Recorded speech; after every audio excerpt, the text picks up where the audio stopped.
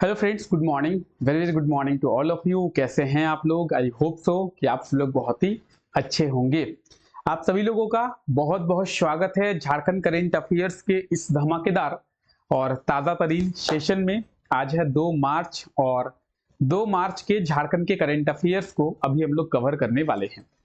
तो चलिए क्लास को शुरू करते हैं और देखते हैं झारखंड के इंपॉर्टेंट करेंट अफेयर्स के बारे में। आप में से मैक्सिमम लोगों को ये पता है कि ये क्लास रोजाना सुबह 5 बजे होती है और डेली मॉर्निंग 5 AM पे हम लोग इस क्लास में झारखंड के डेली करेंट अफेयर्स को बहुत ही डिटेल में कवर करने का कोशिश करते हैं। इस क्लास में आप झारखंड के करेंट अफेयर्स को बहुत ही इजी तरीके से समझ पाएंगे। अगर आपने अब तक झारखंड के करेंट अफेयर्स का ये क्लास नहीं किया है, यानी ये क्लास आपका पहला क्लास होने वाला है, तो इस क्लास में पेन और कॉपी को लेके बैठें और अच्छे तरीके से समझते हुए आप लोग अपने नोट्स बनाते हुए चले कि झारखंड के करेंट अफेयर्स के नोट्स आप लोग बना लें। इससे क्या होगा, इससे बहुत ही अच्छे तरीके से चीजें आपकी समझ में आ जाएगी। आप झारखंड के किसी भी एग्जाम की तैयारी करते हैं, उन सभी एग्जाम्स के लिए ये क्लास बहुत ज्यादा इंपॉर्टेंट होने वाला है। अगर आप झारखंड के किसी एग्जाम की तैयारी करते हैं तो फिर आपके लिए एक बहुत ही अच्छा मौका है झारखंड के ज्योग्राफी को कवर करने का। कल सुबह 9 बजे हम लोग इस क्लास को शुरू करने वाले हैं। इस क्लास में हम लोग झारखंड ज्योग्राफी के कंप्लीट सिलेबस को कवर करेंगे। पूरा का पूरा ये थ्योरी का क्लास होने वाला है और झारखंड ज्योग्राफी में जेपीएससी से लेकर जेएसएससी तक किस तरीके से थ्योरी से क्वेश्चंस पूछे जाते हैं, उन सभी चीजों को देखने वाले हैं। तो कंप्लीट ये मैराथन क्लास होने वाला है झारखंड ज्योग्राफी का, जिसमें हम लोग 6 घंटों में झारखंड ज्योग्राफी को अच्छे तरीके से कवर कर लेंगे। तो मेरे साथ कल सुबह 9 बजे इस क्लास में जुड़ना ना भूलें। हम लोग इस क्लास में अच्छे तरीके से झारखंड ज्योग्राफी को कवर करेंगे, ठीक है।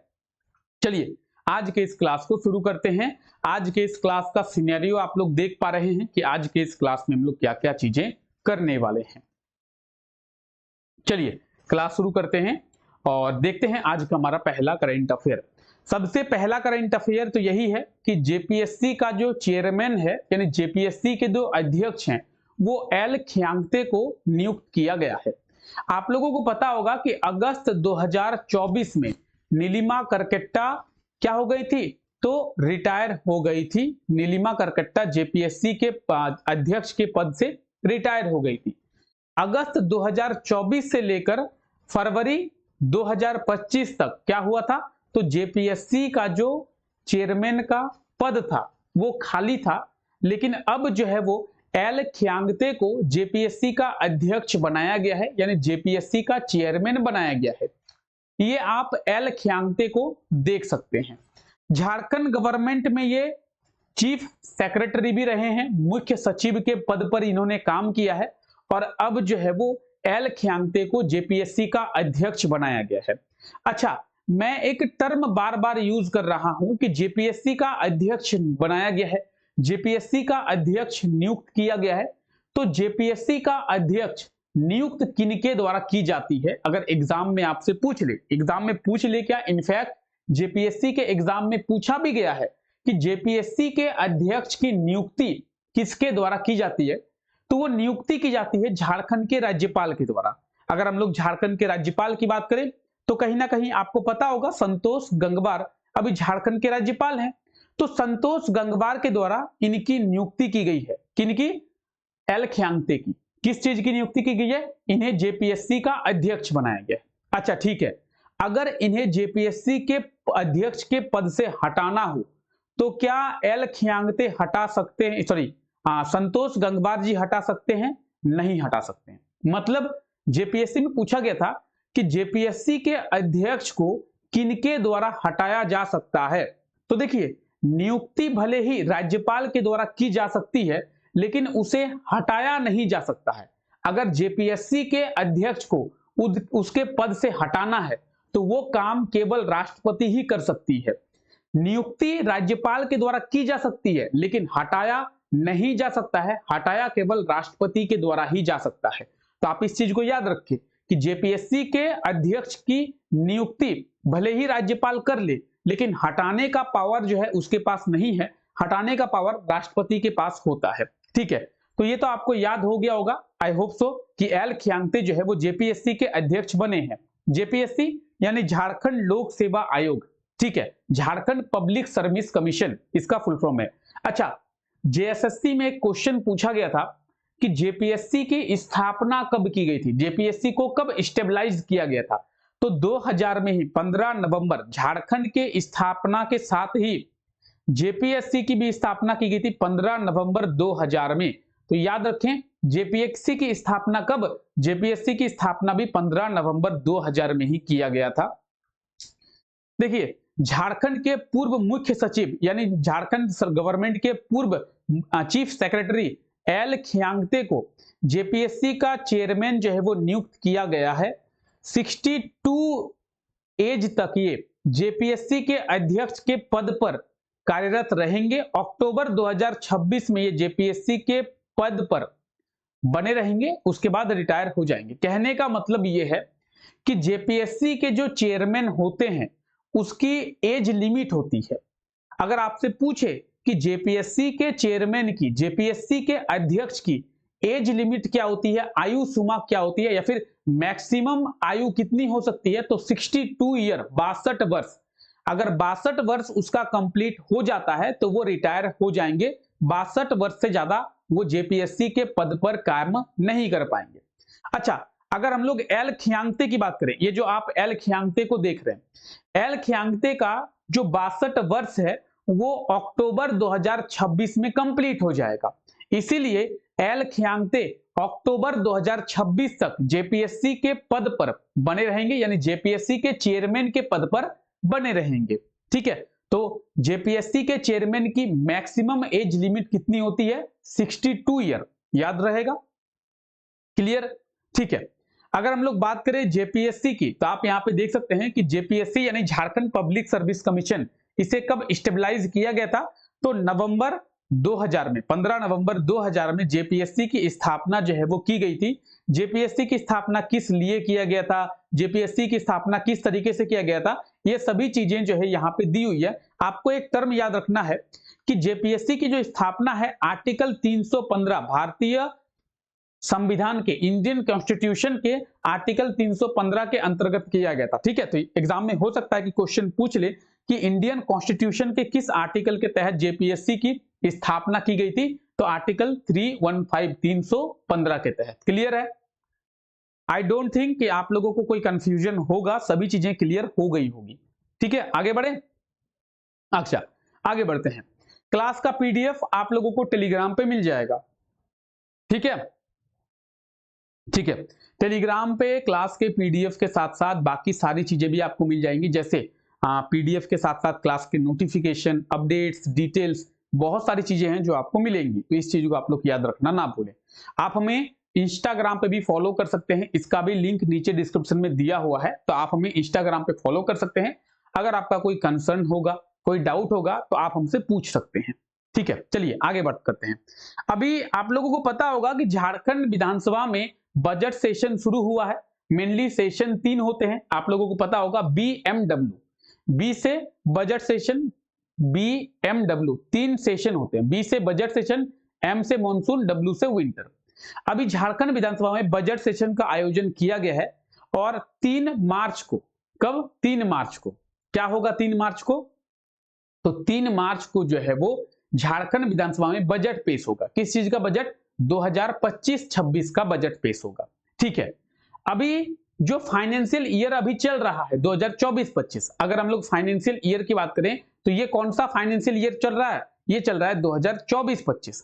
फाइनेंशियल ईयर की शुरुआत होती है 1 अप्रैल को, तो 1 अप्रैल 2024 को फाइनेंशियल ईयर शुरू हुआ होगा और फाइनेंशियल ईयर खत्म होता है 31 मार्च को, तो 31 मार्च 2025 को फाइनेंशियल ईयर खत्म होगा। तो 1 अप्रैल 2024 से लेकर 31 मार्च 2025 तक 24-25 का फाइनेंशियल ईयर चल रहा है।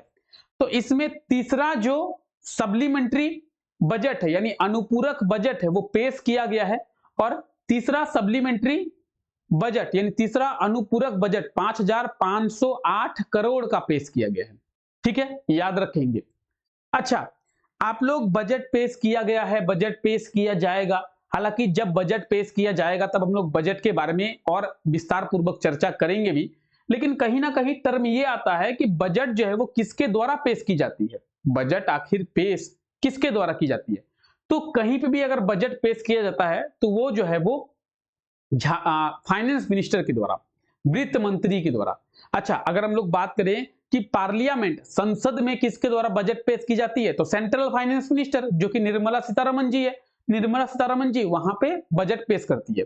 झारखंड विधानसभा में झारखंड के फाइनेंस मिनिस्टर, और ये आप देख रहे हैं झारखंड के फाइनेंस मिनिस्टर कौन है, तो राधा कृष्ण किशोर जो है वो अभी प्रेजेंट टाइम पे झारखंड के फाइनेंस मिनिस्टर हैं, तो इन्हीं के द्वारा बजट जो है वो पेश की जाती है।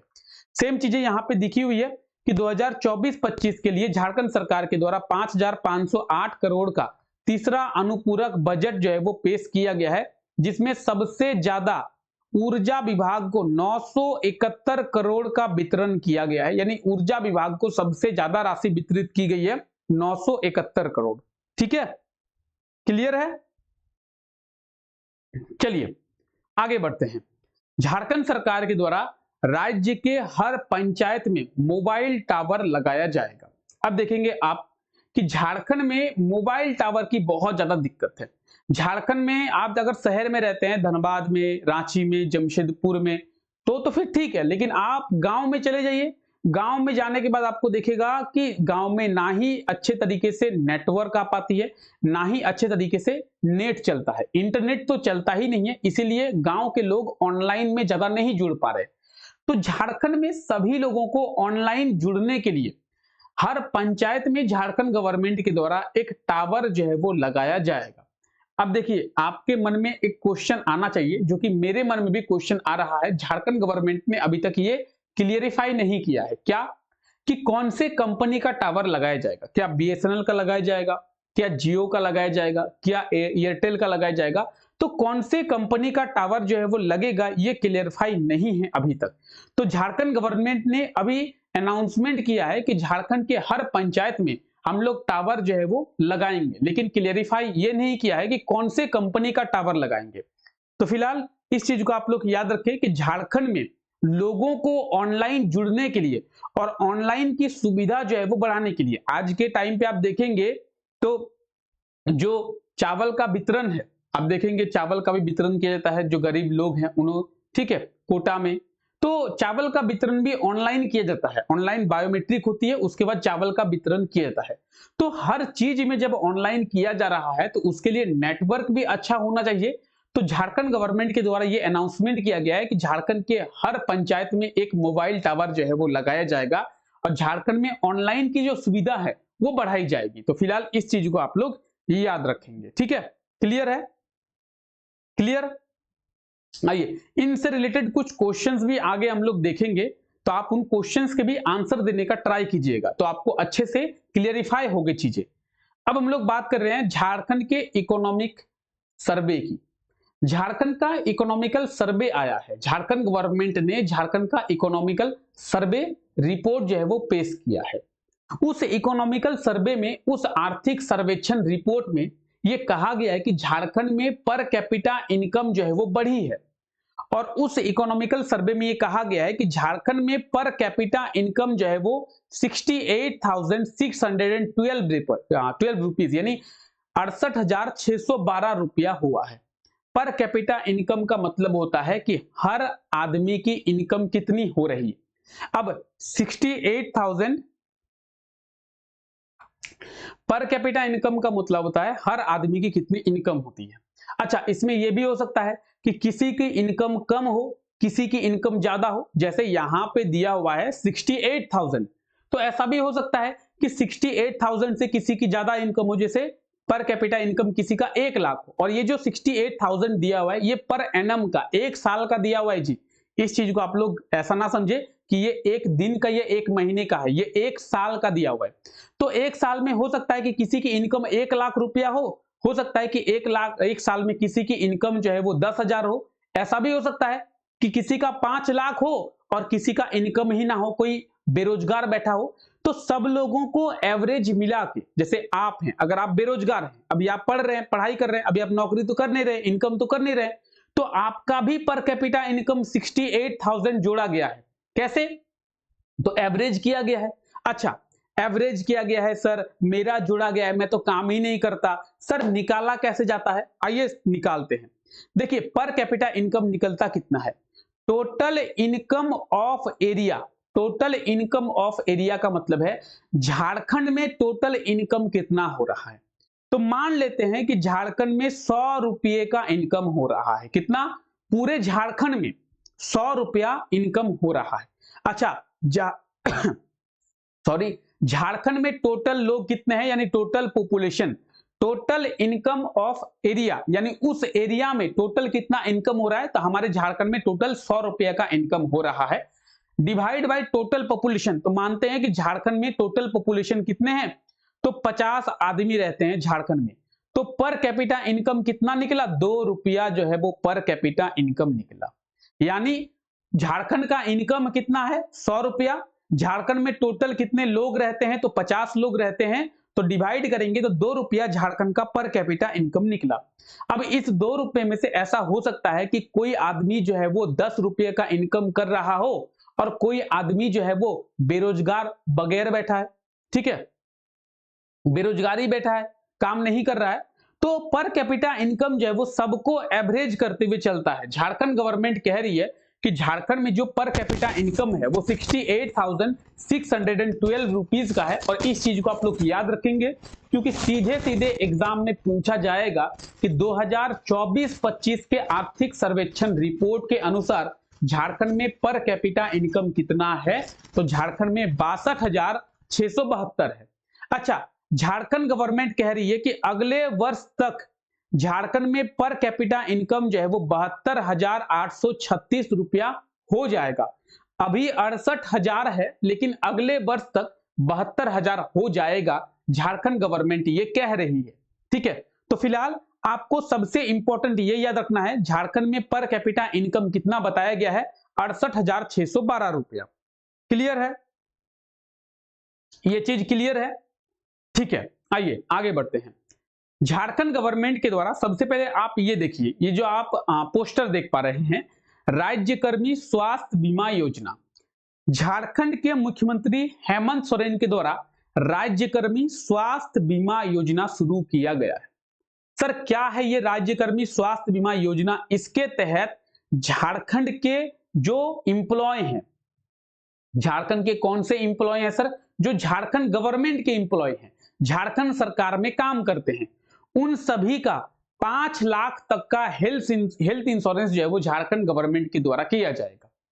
झारखंड गवर्नमेंट के जो इंप्लॉय हैं उनका 5 लाख तक का हेल्थ इंश्योरेंस जो है वो किया जाएगा। इस चीज को आप लोग याद रखेंगे। ठीक है, तो यही सेम बातें यहां पे दी हुई है कि झारखंड के मुख्यमंत्री हेमंत सोरेन के द्वारा राज्य स्वास्थ्य बीमा योजना को शुरू किया गया है। 28 फरवरी को यह शुरू किया गया है और इसके तहत 5 लाख तक का हेल्थ इंश्योरेंस जो है वो किया जाएगा।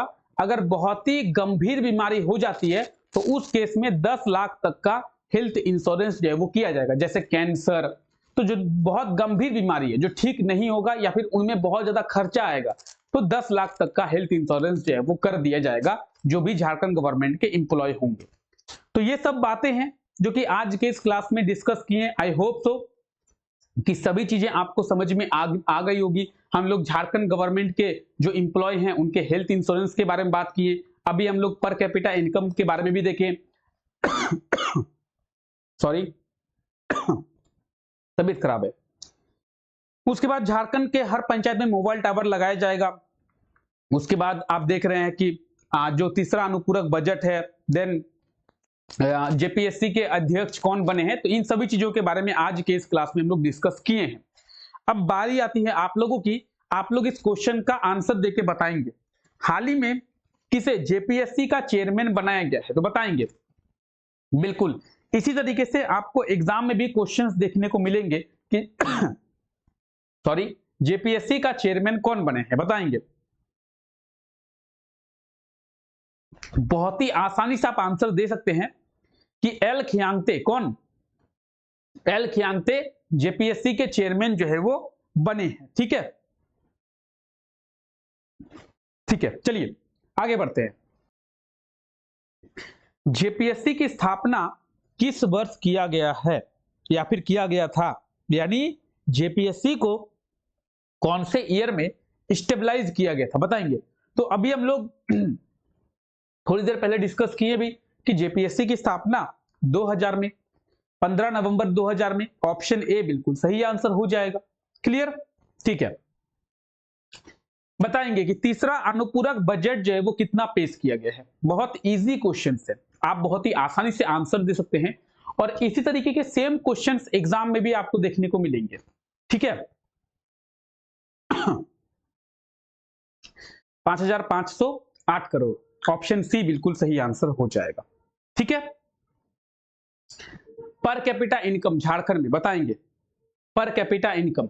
तो अभी हम लोग पर कैपिटा इनकम के बारे में डिस्कस किए हैं कि 68,612, 68,612, और कितना का हेल्थ इंश्योरेंस किया जाएगा। हालांकि तबीयत थोड़ी खराब है इसलिए क्लास को रखेंगे, बाकी आप लोग आंसर कर दीजिएगा कि हेल्थ इंश्योरेंस 5 लाख बिल्कुल सही आंसर हो जाएगा। ठीक है, ये पिछले क्लास का क्वेश्चन है जो कि आप लोगों को दिया गया था, आप लोगों को कहा गया था कि इस क्वेश्चन का सही आंसर आप कमेंट करके बताएंगे। तो ये था क्वेश्चन कि स्ट्रीट फूड हब का निर्माण कौन से नगर निगम के द्वारा किया जाएगा। रांची नगर निगम इसका बिल्कुल सही आंसर हो जाएगा, ऑप्शन ए। और आप लोगों ने बिल्कुल सही आंसर कमेंट करके बताया भी था।